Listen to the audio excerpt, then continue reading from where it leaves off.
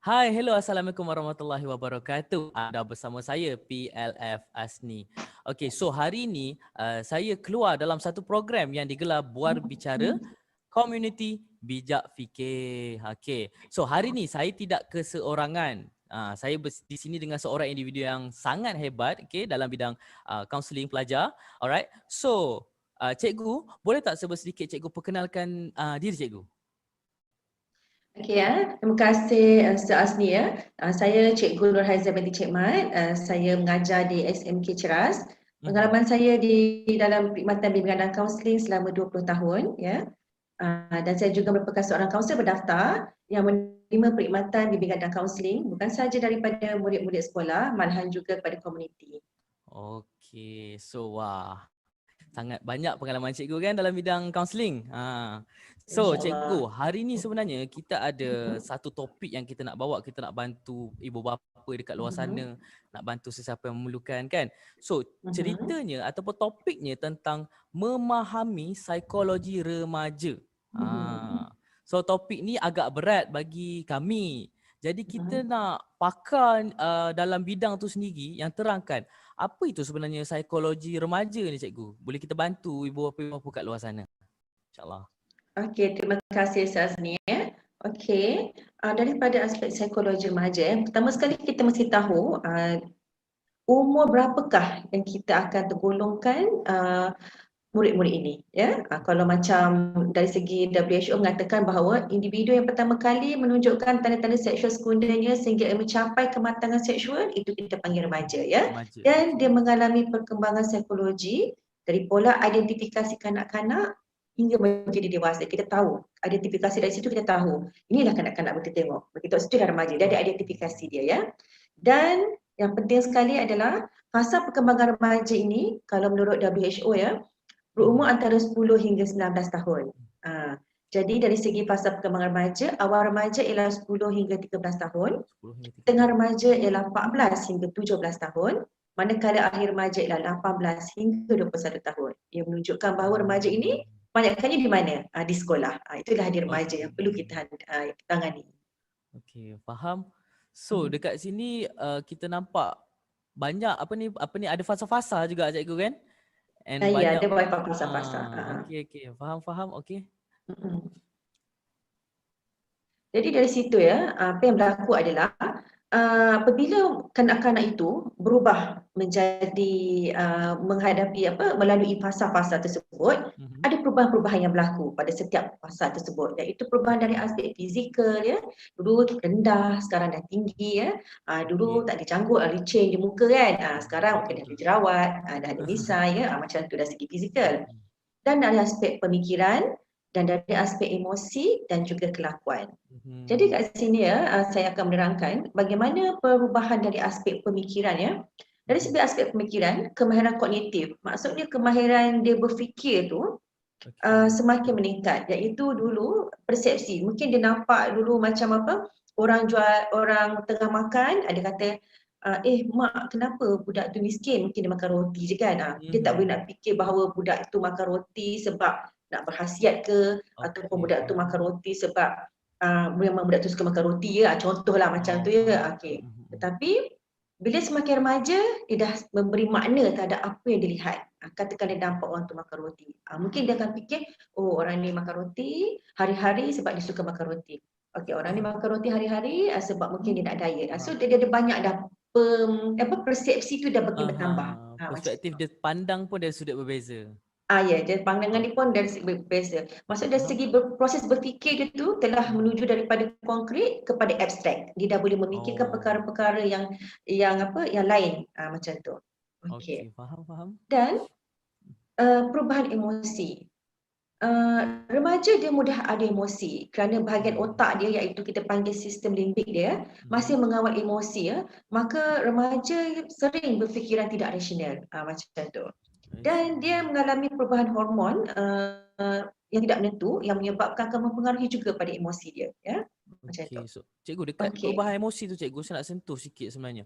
Ada macam katakanlah kita nampakkan remaja sekarang ni dia punya Hmm? keterangan emosi lebih kurang daripada pelajar-pelajar zaman dulu. Maksudnya dulu-dulu orang lebih kental emosinya, tapi pelajar sekarang ni emosinya macam tak stabil. Putus cinta je dah rasa nak bunuh diri, fail exam rasa nak bunuh diri. Cikgu rasakan apa penyebab benda-benda macam tu boleh berlaku? At least, yelah, kita nak tahu juga secara kasar kenapa benda-benda macam tu boleh berlaku.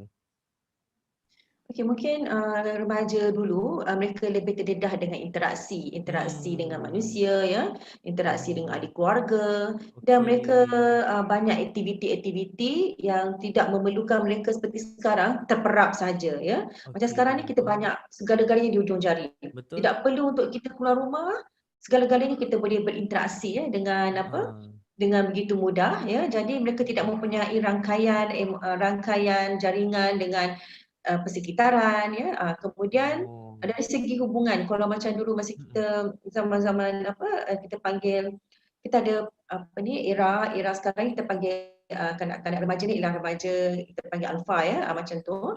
Mereka ni terdedah dengan alfa terlampau revolusi 4.0 ni, ya, mereka terlalu dengan sistem macam tu. Jadi kita panggil hormon-hormon untuk merangsangkan emosi mereka ni selalu tak stabil. Jadi biasanya hormon-hormon gembira, kita ada 4 hormon gembira, ya. Contohnya adalah hormon endorfin, hormon serotonin, hormon dopamin dan juga hormon oksitosin. Kalau kita lihat, ya, hormon-hormon yang boleh merembeskan, yang memberi rangsangan untuk kita gembira ini ialah aktiviti-aktiviti yang memerlukan kita interaksi dengan orang, ya. Contohnya macam hormon endorfin. Kita kena ada aktiviti macam bersenam, lari setempat ke, akan mengeluarkan peluh. Tapi bila tengok remaja sekarang, mereka tidak suka dengan aktiviti-aktiviti yang memerlukan mereka keluar, ya. Kalau sekarang ni time PKP, ya, jadi lagilah mereka lebih suka terperuk dalam bilik, melihat YouTube, melihat handphone, ya. Jadi dekat situ sekali dah tak ada aktiviti senam untuk mengeluarkan hormon gembira endorfin ni. Okay? Tetapi sebenarnya jika ada interaksi dalam keluarga, katakanlah melihat TV dan kita seronok, kita gembira, kita ketawa, ia boleh membantu merangsangkan hormon endorfin ni. Tetapi masalah sekarang ni masing-masing pun daripada skill-skill yang saya selalu dapat, ya, masing-masing buat hal sendiri yang macam tu, ya. Ke dalam rumah pun masing-masing ada bilik, mungkin ada masuk dalam bilik sendiri. Kemudian kalau ada dalam keluarga yang macam duduk di dalam rumah yang mungkin kurang biliknya, pun masing-masing walaupun berada di dalam kawasan yang sama tetapi masing-masing memegang handphone yang tidak ada interaksi begitu, ya. Okay. Itu juga dengan hormon oksitosin. Hormon oksitosin ni adalah hormon yang kita kena ada sentuhan. Ya.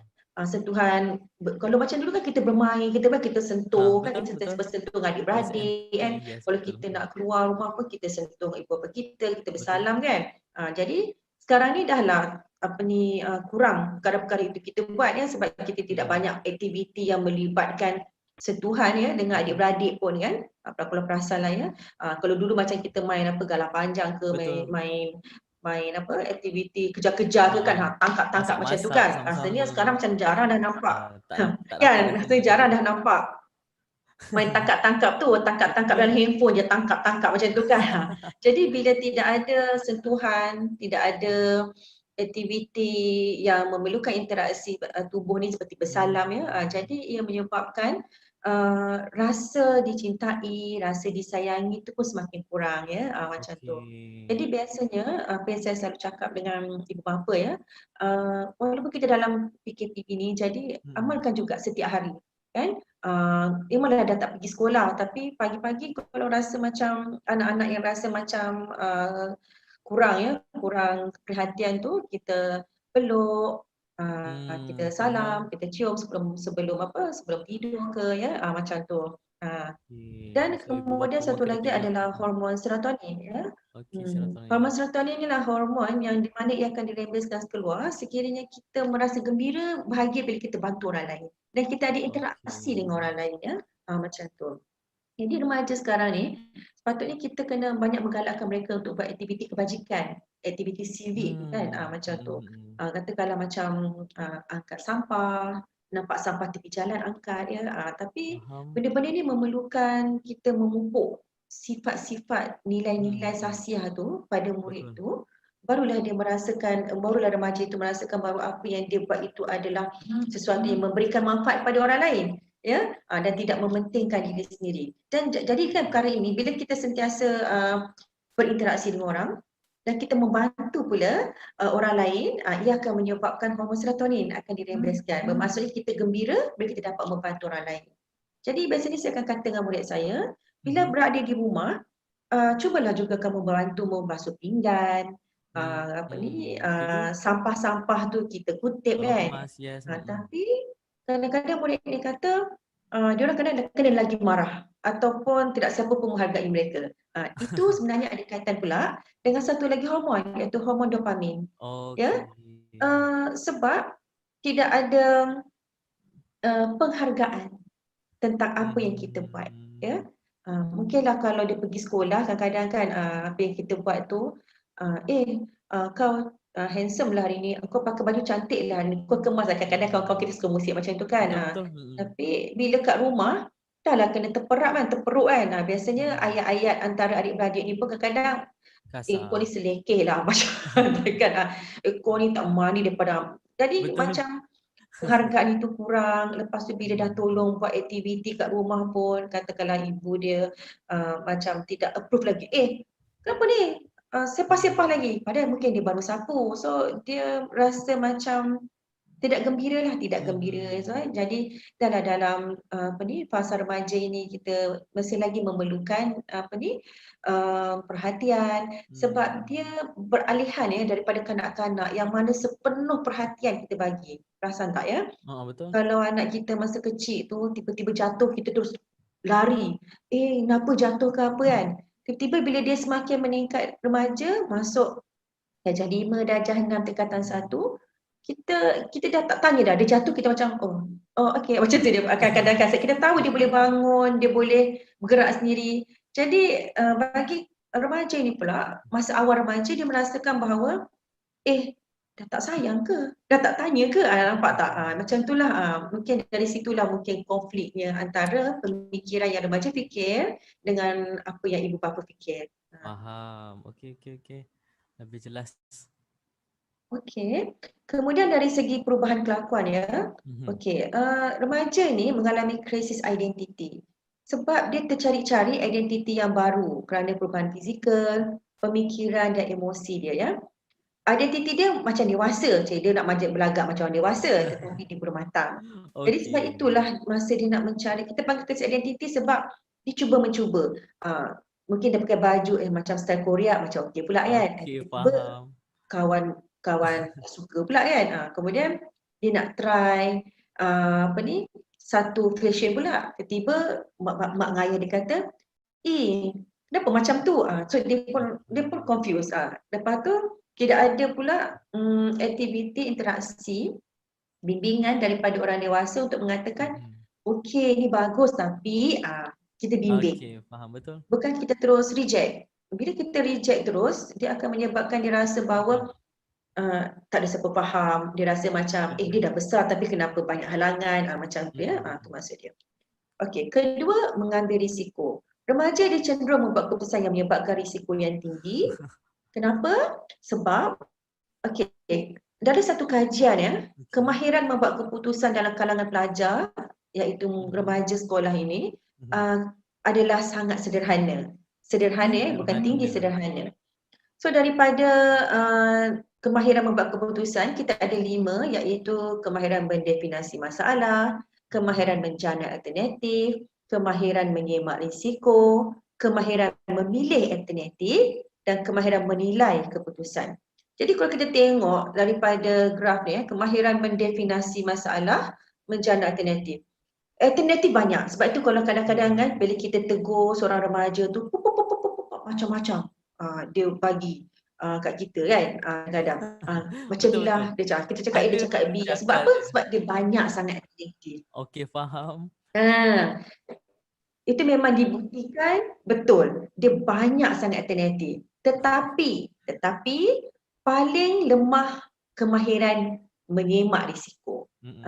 Dia tak boleh fikir risiko yang akan berlaku. Cari okey ni pilihan A, ni pilihan B, ni pilihan C. Kalau kita cakap okey tak boleh macam ni, okey macam ni. Kadang-kadang dia bargain lagi kita kan. Sebab dia tak berfikir risiko. Sedangkan ibu bapa pula apabila nak bagi anak keluar rumah pun dia terpaksa berfikir risiko. Dah malam, nanti nenek apa semua tu kan. Nanti dia akan kata kita pula yang tak sporty ya. Selalunya perkara ini yang menyebabkan sesi kaunseling saya banyak dijalankan di sekolah adalah kerana anak murid ini tidak merasakan bahawa ibu bapanya memahaminya. Dia merasakan bahawa ibu bapanya sangat mengongkohnya. Ya, mungkin ini salah satu faktor sebab dia tidak memikir risiko. Dia tidak memikir risiko apa yang dipikirkan oleh ibu bapanya. Okey. Jadi di sini kemahiran membuat keputusan berada pada tahap sederhana ya. Macam saya cakap tadi lah, dia boleh jana alternatif tapi masih lemah dalam kemahiran menyemak risiko. Jadi sebagai orang dewasa ya, sebagai bapa, kawan-kawan atau guru, jadi apabila seseorang remaja itu datang mendekati kita dan memberitahu bahawa dia mempunyai beberapa pendalaman, kita tidak boleh memandang rendah terhadap konflik-konflik tersebut. Sebab di fasa remaja itulah yang berlaku. Dia mengalami konflik sebab dia merasakan dia ada banyak sangat pilihan. Tetapi dia tidak tahu yang mana satu dia nak ambil. Macam tu. Jadi sebagai orang dewasa, kita hendaklah memberi bimbingan. Bila kita merasakan bahawa pilihan yang dipilihnya itu adalah pilihan yang sebagai orang dewasa kita dah nampak risiko yang bakal akan berlaku, tetapi bagi di pihak remaja itu, dia tak nampak lagi apa perkara yang berlaku, kita tidak boleh melenting ya. Kita hendaklah cuba memahami di peringkat dia dulu apa yang boleh kita buat. Maknanya kena sama-sama berbincang ya. Contohnya berbagai masalah yang berlaku ya. Okay. Contohnya bila kita macam mapping dekat diri kita sebagai orang dewasa ni ya, bila kita berbincang dengan seorang remaja tu, kita akan kata, okey, apakah dia pilihan yang anda hendak pilih? Biar dia senaraikan 3, 4, 5 kan. Katakanlah bila kata tak boleh buat macam ni. Satu. Nanti dia kata kenapa tak boleh? Macam ni boleh tak? Perasan tak kan remaja kat situ kan? Betul. Yang ni pun tak boleh. Kenapa tak boleh? Macam ni boleh tak? Kenapa macam ni? Dia mula akan memberikan berbagai-bagai alternatif. Itu juga bila kita menjalankan sesi kaunseling, dia akan memberikan berbagai rancangan dia sendiri. Sebenarnya dia ada perancangan. Dia ada perancangan macam-macam. Jadi kita kena bagi dia duduk dan berfikir semula. Okey, mari cikgu akan tolong kamu ya, macam tu. Ataupun sebagai seorang ibu kita akan kata okey, banyaknya rancangan, kita cakap macam tu. Jadi kan kadang-kadang diorang ni kadang-kadang boleh mapping, boleh visual. Kadang-kadang kita kena tulis kat mereka. Okey, lepas kita pilih satu-satu. Tadi kata tadi apa, nak masuk mana? Nak masuk college ni. Okey, kenapa college ni bagus atau tidak bagus? Kita tengok pada diri sendiri, pada keluarga, pada rakan, ya, pada siapa lagi yang signifikan. Apa saja pilihan yang dia buat, pilihan itu adakah akan mempengaruhi diri dia ataupun pilihan itu akan mempengaruhi orang-orang yang signifikan. Orang signifikan itu siapa? Iaitu ibu bapa sebagai pemberi modal, ya, ataupun ibu bapa yang memberikan ataupun ibu bapa yang memberikan sokongan, ataupun adik-beradik yang rapat dengan dia dan juga kawan, best friend dia ke ya. Ada tak aktiviti yang perkara yang dipilih itu mempengaruhi. Jadi kita kena guide dia sebab remaja ni telah pun melalui kajian mendapati bahawa mereka tidak boleh memikirkan tentang risiko. Mungkin mereka tidak suka ya, dan mereka juga tidak boleh mempertimbangkan mana yang baik, mana yang buruk. So di situlah kita sebagai orang dewasa hendaklah memberi bimbingan. Bila kita dah buat risiko tu, kita buat timbang tara dan kita bagi dia balik. Mana yang terbaik untuk anda? Supaya dia boleh memilih, berkata yang mana satu sebenarnya. 1, 2, 3, 4 tu. Kita bukan nak 4 alternatif kata. Kita nak apa sekarang ni yang bagus untuk kamu berdasarkan kepada apa. Supaya dia sendiri boleh bagi tahu dengan kita perkara yang baik, perkara yang buruk berdasarkan kepada alternatif yang dia pilih. Ya? So apa yang saya nampak kat sini cikgu, dia nampak macam ibu bapa ni kena banyak bantu pelajar tu berfikir sendiri dengan soalan-soalan. Betul kan? Macam kita kena tanya betul, ya, betul. Pilihan sebab dia sebenarnya macam ni tau. Sebab bila kita rasa anak kita tu dah besar, ya, kita rasa kalau macam masa dia kanak-kanak, dia nak beli roti pun dia akan cakap dengan kita. Betul. Macam tu kan. So kita pun bantu dia memberi duit untuk aiskrim. Jadi bila dia semakin remaja, kita pun dah macam lama-lama kita macam meninggalkan dia untuk membuat keputusan sendiri. Dia dah tak tanya kita dah dia nak beli aiskrim atau tidak kan. Kadang-kadang tiba-tiba dia beli aiskrim macam tu kan. Jadi bila perkara-perkara yang kecil itu menyebabkan kita merasakan bahawa mereka boleh membuat keputusan lain dalam hidup mereka. Ini menyebabkan tidak ada pertimbangan antara perkara yang baik, adakah baik, terbaik, macam tu. Dia ada skala dia juga kan, yang mana perlu kita guide, mana satu kita tak perlu guide. Jadi dekat situlah yang menyebabkan anak-anak merasakan bahawa mereka tidak disayangi, mereka tidak difahami, mereka tidak didengari. Sebab mereka yang mempunyai idea mereka yang banyak, tetapi satu idea pun ibu bapa kata tak payah, tanpa memberikan pertimbangan. Apakah dia kesan buruk? Takkan buruk je semua kan, mesti ada baik. So bila kita buat mapping, ini baik macam ni, ini buruk untuk macam ni, itu pilihan satu. Kau kedua macam ni. So bila kita ada perbincangan macam tu, kita sebenarnya lebih dihormati lah ya, lebih dihormati kerana kita merupakan idol juga kepada anak remaja ini kerana memberi bimbingan pada mereka. Betul. Okey. Seterusnya, faktor yang mempengaruhi remaja ini adalah rakan ya, rakan. Sebab apa rakan? Bila kita dah semakin kita attach dengan keluarga sewaktu kita kanak-kanak, kan?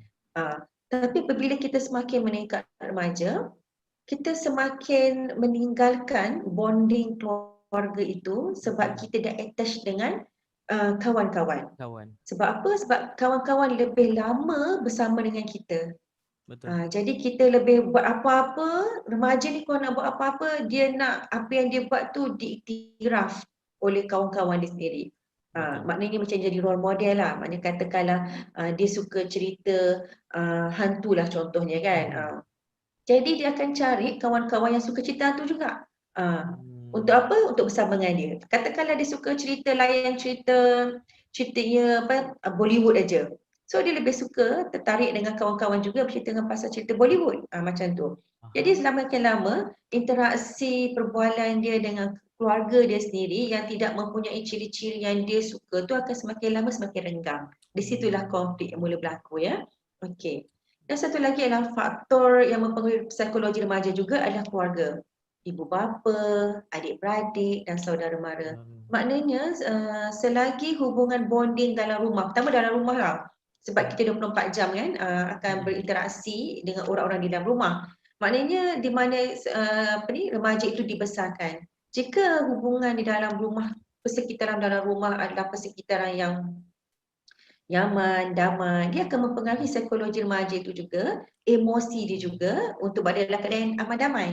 Tetapi jika sekiranya konflik selalu berlaku di dalam rumah itu, tak kisahlah antara adik-beradik ya, dengan saudara mara, maka ia akan mempengaruhi juga psikologi remaja itu sama ada berada dalam keadaan yang anxiety, stres ataupun depres ya. Kalau dalam tingkat psikologi ni, depres yang paling kita takutlah iaitu kemurungan ya. Sebab apa kemurungan?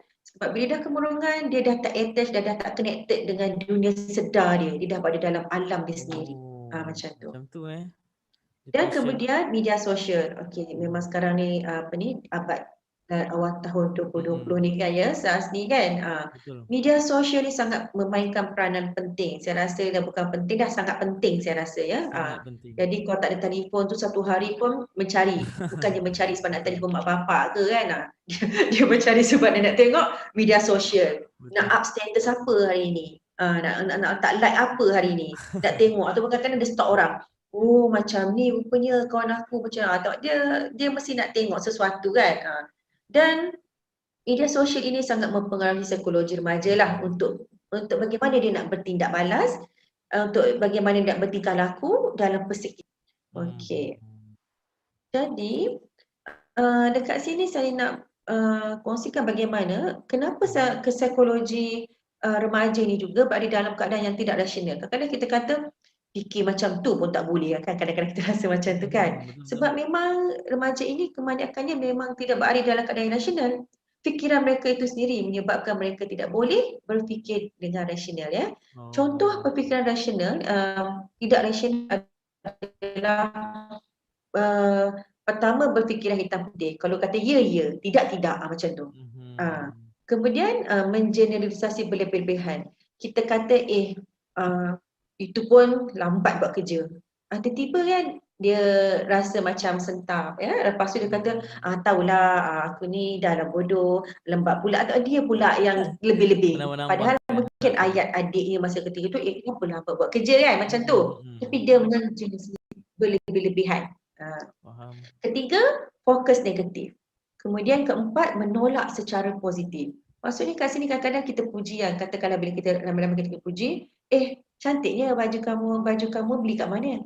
Mana ada, tak cantik lah. Dia macam tidak boleh menerima bahawa ada perkara yang positif berlaku dalam hidup dia. Dia macam tak mahu ya, tidak mahu orang memuji dia berlebihan.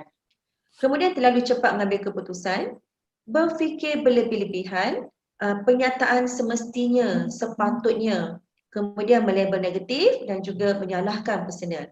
Okay, antara 10 fikiran yang tidak rasional ini, kebanyakannya remaja ini berada dalam keadaan fokus negatif. Ya? Fokus negatif. Dia suka fikir perkara yang negatif dan memikirkannya sehingga dia melupakan perkara yang positif yang lain. Contohnya adalah macam ni. Katakanlah dia memang seorang yang rajin di rumah, contohnya. Katakanlah adik-beradik dia puji. Adik-beradik puji, mak ayah puji, kawan puji. Tiba-tiba ada satu orang lah, seorang saja katakanlah sepupu datang rumah. Kau ni pemalas kau punya bilik sepah. Ayat tu yang melekat dekat otak dia. Yang puji tadi semua hilang pemalas.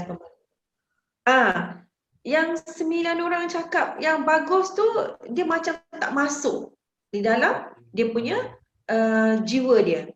Sebab dia memikirkan yang negatif tadi. Ya, sebab itulah kadang-kadang kan kalau macam dekat sekolah pun, ya, katakanlah kerja kumpulan lah contohnya kan. Kawan-kawan kata, Ali, baguslah assignment kamu ni. Ahmad pun cakap, Azrina pun cakap, ya, ramai cakap. Tiba-tiba ada seorang je nama Daud ni kata, kerja macam ni, macam budak-budak. Yang Daud tu jugalah yang terlekap kat otak dia. Ya, kata teruk, lembab. Yang kawan-kawan lain tu dia tak ingat pun. Kan, macam tak ingat. Sebab apa? Sebab itulah dia remaja. Dia terlampau memikirkan perkara-perkara yang negatif. Hingga kan menjadikan dia ada roaming dekat minda dia. Tetapi yang akan mendatangkan kesan pada siapa? Pada diri dia juga. Sebab dia merasakan bahawa ini baru Daud cakap, entah-entah ada lagi orang cakap, nampak tak dia macam tu. Faham. Yang kedua adalah dia terlalu cepat ambil keputusan ya. Dia tak nak menyelidik secara mendalam dan dia merasakan bahawa apa yang dia fikirkan tu adalah betul. Dia tidak mahu menimbangkan, tidak mahu macam berkongsi dengan orang lain. Macam tu. Sebab tu kan kata-kata itu pun sentak macam tu kan. Contohnya macam katakanlah dia nak ajak kawan dia pergi main bola atau tengok TV wayang yang dia suka. Kadang mungkin kawan dia penat, kawan dia kata tak boleh lah. Dia terus macam buat satu rumusan dia, kalau aku ajak je macam susah, orang lain ajak senang je, macam tu. Lepas tu yang akan mendatangkan stres adalah pada diri dia sendiri. Sebab dia sendiri yang berfikiran begitu dan dia akan mendatangkan stres pada diri dia, maka tingkah laku dia juga akan berubah lepas tu. Apa yang berlaku adalah dia mungkin macam dah tak nak ajak kawan dia ataupun dia macam balik rumah dengan bad mood macam tu. Sebab dia mengambil keputusan yang tak rasional tadi. Nampak tak? Okey. Kemudian penggunaan kata semestinya, perlu dengan harapan sesuatu menjadi seperti yang anda harapkan. Okey, perkara ni adalah perkara yang paling banyak berlaku dalam remaja. Kalau saya buat sesi kaunseling pun kan, ayat-ayat yang muncul daripada mulut remaja adalah, kenapa saya dilayan sebegini? Sepatutnya kan cikgu, saya kan anak macam tu. Kenapa layan saya macam ni? Tu macam tu lah. Cikgu, sepatutnya mak saya kenapa bagi saya RM5? Saya ni nak pergi sekolah naik bas, lepas tu nak makan. Saya kata dah memadai dah RM5. Kenapa adik saya dapat RM7? Nampak tak? Dia merasakan bahawa apa yang di dalam fikiran dia yang sepatutnya, semestinya orang layan dia sebagaimana dalam gambaran minda dia tu, mesti dia dapat.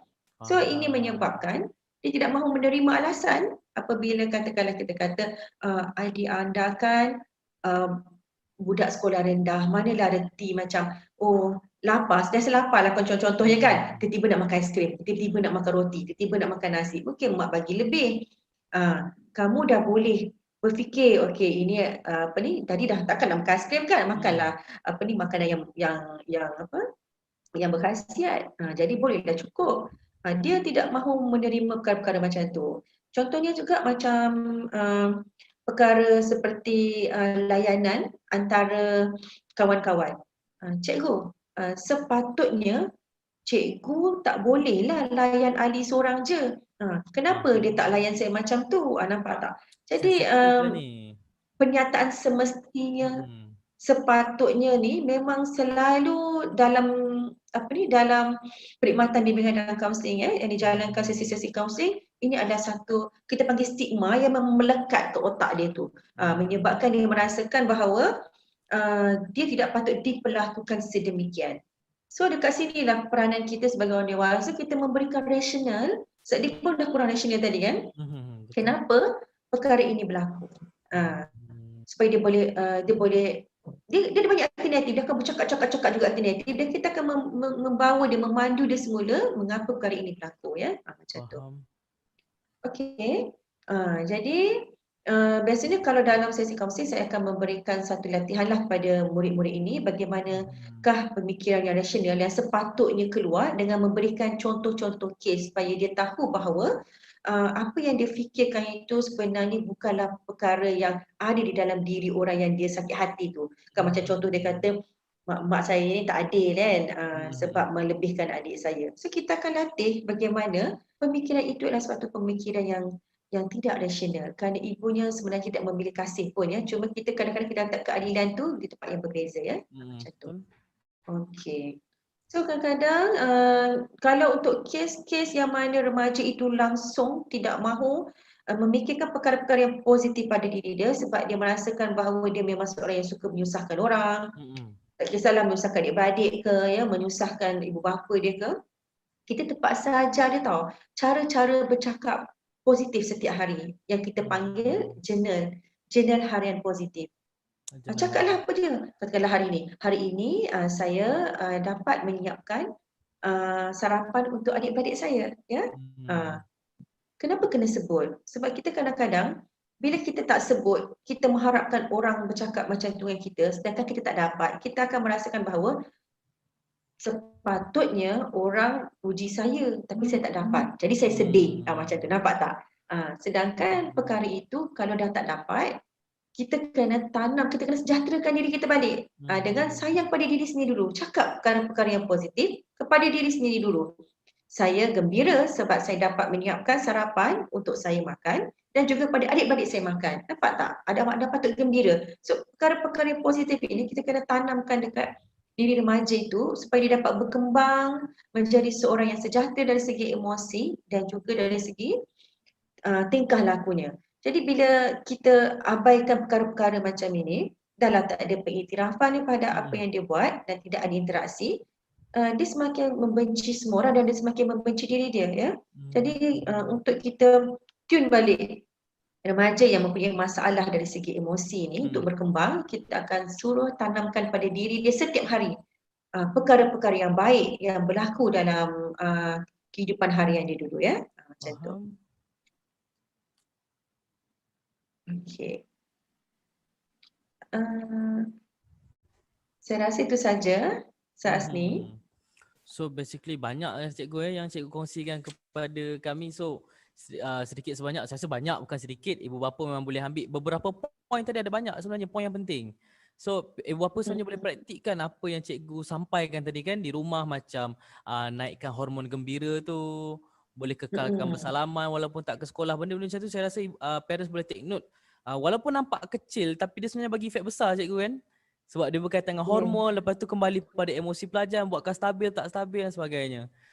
So memang ya asli ya, sebab apa ni bila kita terasing dalam PKPB ni, kita memang ada, kita panggil apa, demam terperuk. Memang ada istilah tu.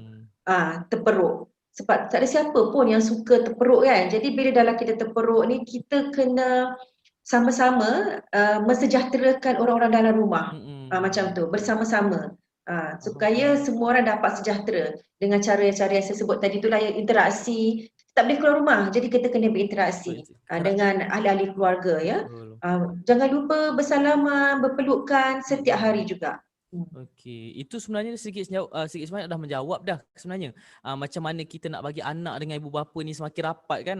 Sedikit sebanyak dah menjawab banyak sebenarnya persoalan daripada cikgu punya penerangan tadi sebenarnya.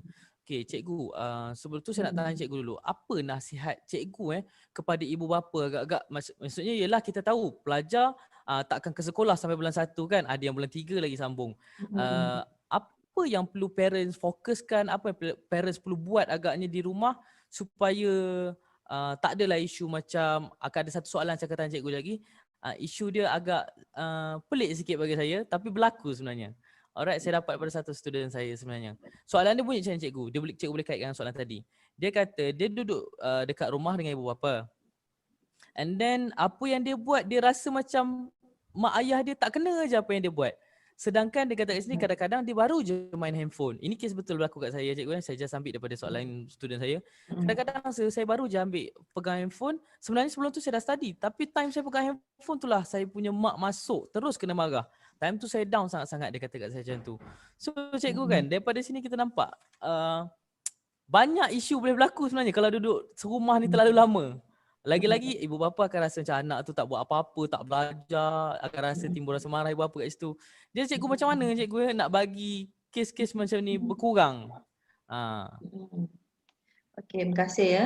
Okey, sebenarnya soalan tu sebenarnya adalah soalan yang memang popular sekarang. Soalan yang sangat popular ya.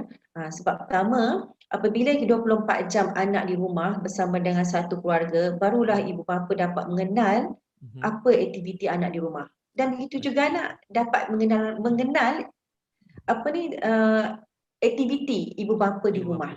Nampak tak? Kalau dulu tak nampak ayah dia selalu kat luar kan. Tiba-tiba sekarang ni ayah depan mata, mak depan mata. Macam tu. Tapi masing-masing contohnya katakanlah di pihak anak, dia mungkin akan baca buku tetapi dia tak tunjuk pada bapa dia. Tapi bila dia bermain telefon, masa itulah macam disebut tadi kan, mak nampak. Jadi kat sini kadang-kadang saya beritahu dengan student saya kata, berapa lama awak pegang handphone berbanding awak pegang buku? Kat situ. Katakanlah satu hari mak kamu kantoi dengan kamu 3 kali tengok handphone berbanding 1 kali tengok buku. So di manakah justifikasi anda nak mengatakan pada ibu anda bahawa anda sedang memegang buku? Sedangkan pada waktu sekolah 7.30 sampai pukul 2 itu sepatutnya pegang buku dalam 7 jam, betul tak? Kan 7 jam pegang buku. Tapi sekarang ni dah terbalik. 7 jam itu bermain handphone. 2 jam pula bermain buku. Lihat buku. Jadi dekat sini anda rasa patut tak anda kena marah? So kita bagi balik soalan tu kat dia kan. So maksudnya cara cikgu menjawab kan, cikgu bagi dia, cikgu tak pihakkan kepada ibu bapa, cikgu tak pihakkan pada dia, tapi cikgu bagi individu yang lain minta dia berfikir timbang tara antara baik dan buruk. Kita kena mendidik remaja ni untuk dia berfikir risiko dia. Kita tidak boleh memberikan dia jawapan terus. Kita suruh dia berfikir. Kemudian katakanlah dia kata, cikgu saya baca buku adalah cikgu 3 jam tapi itu pun kena marah. So kamu kena tunjuklah kat ibu bapa kamu membaca 24 jam, okey 8 jam tidur. Kemudian apa lagi kamu buat? Saya duduk dalam bilik. Jadi sekarang ni semua orang dalam rumah stres, saya kata. Kenapa stres? Sebab tidak dapat keluar rumah. Pandang jadi semuanya merasa geram satu sama lain. Jadi walaupun satu bentuk cawan jatuh pun dia akan menaik zoom terus. Aura negatif tu, aura negatif saya kata. Jadi kan sekarang ni cikgu nampak sekiranya itu adalah masalah utama bagi kamu. Jadi sekarang ni buat satu jadual. Supaya jadual itu kita boleh tengok, buat kerja rumah. Kerja rumah apa? Kerja rumah cikgu bagi. Dan macam manakah sumbangan kamu pula kepada keluarga di rumah? Ada tak lap tingkap ke, sapu sampah ke, ada tak? Ada berapa lama? 10 minit je kan? Panjangkan lagi saya kata. So boleh tak panjangkan lagi? Bolehlah cikgu macam contohnya macam tu kan. So lepas kita bagi dia alternatif dan dia cuba buat, dia akan bagi tahu pada kita lah, mesti ada perubahan. Maknanya kan ibu bapa pun mestilah macam senyum bila lebih banyak pegang buku daripada pegang game, betul tak? Katakanlah mereka tak nampak, dia tunjuk jadual. Tapi ada juga kes yang macam saya dapati memang ibu bapa sendiri yang stres. Ini kes lain pula. Ibu bapa yang stres. Jadi walaupun anak dia dah 5, 6 apa semua, dia sentiasa merasakan bahawa anak dia buat tidak terbaik. Belum lagi tidak di tahap yang terbaik. Macam tu. Jadi kat sini, bila time PKP ni saya rasa ibu bapa pun kena berubah. Ibu bapa pun kena berubah. Bila anak memegang buku, dia tidak boleh membiarkan anak itu memegang buku macam dihantar nak pergi sekolah, dia tak tahu apa yang berlaku kan. Sekarang ni dekat rumah, anak itu juga memerlukan bimbingan. Maknanya dia perlukan sentuhan daripada seorang guru. Kalau macam kita kat sekolah, kita akan pegang murid itu kan. Jadi sekarang ni ibu bapa, bila dia tengok patut dia tanyalah, sekarang ni waktu apa? Mesti ni ibu tengok kan. Just sebenarnya remaja ni dia nak sentuhan tu je kan. Macam bersama-sama tanya, walaupun kadang kita tak faham apa dia buat pun kan. Macam tu. Jadi kat sini, bila sejahteranya ibu bapa melihat anak-anaknya yang dalam keadaan yang masih lagi berdisiplin, dengar cakap dia, so anak pun berinteraksi yang sama, saya rasa kita boleh mengawal keadaan ini. Tapi itulah, kita tidak boleh mengharapkan remaja saja untuk berubah. Sebagai ibu bapa, kita juga kena berubah juga. Itulah. Baik, terima kasih cikgu atas jawapan. Memang kita nampak daripada cara cikgu jawab tu, cikgu dah jumpa macam-macam jenis pelajar kan. So kat situ kita nampak lah tadi tu. So basically sebenarnya kita dah dengar tentang psikologi remaja oleh Cikgu Nurhaiza hari ni. Terima kasih cikgu atas perkongsian cikgu yang sangat menarik, sangat padat bagi saya dan sebenarnya boleh bantu banyak benda dalam kesejahteraan semasa PKPB ni kan. So cikgu insyaAllah kalau ada masa, ada kesempatan, kalau cikgu ada berminat ke, boleh pula kita wujudkan topik tentang ibu bapa pula, macam mana dari perspektif ibu bapa pula macam mana ke kita nak redakan keadaan kan. Ni kita cerita psikologi remaja, kita tak tahu pula ibu bapa dan sebagainya, betul? So cikgu terima kasih banyak-banyak sebab temankan saya hari ni dalam topik ini, sangat menarik perkongsiannya. Kita harap dapat bantu ramai ibu bapa di luar sana dalam mensejahterakan lagi keluarga mereka insya-Allah. Cikgu, daripada saya itu sahaja sedikit sebanyak yang kita boleh kongsikan sama-sama. So, terima kasih cikgu atas perkongsian cikgu hari ini. Okey, terima kasih Ustaz Asni. Okey. So, bagi anda semua itu sahaja daripada kami pada hari ini. InsyaAllah lain hari kita akan berjumpa lagi dalam temu bual yang sama. Mungkin dengan individu lain atau mungkin Cikgu Haiza lagi, kita akan nantikan. So, stay tune untuk episod akan datang insyaAllah. Assalamualaikum warahmatullahi wabarakatuh.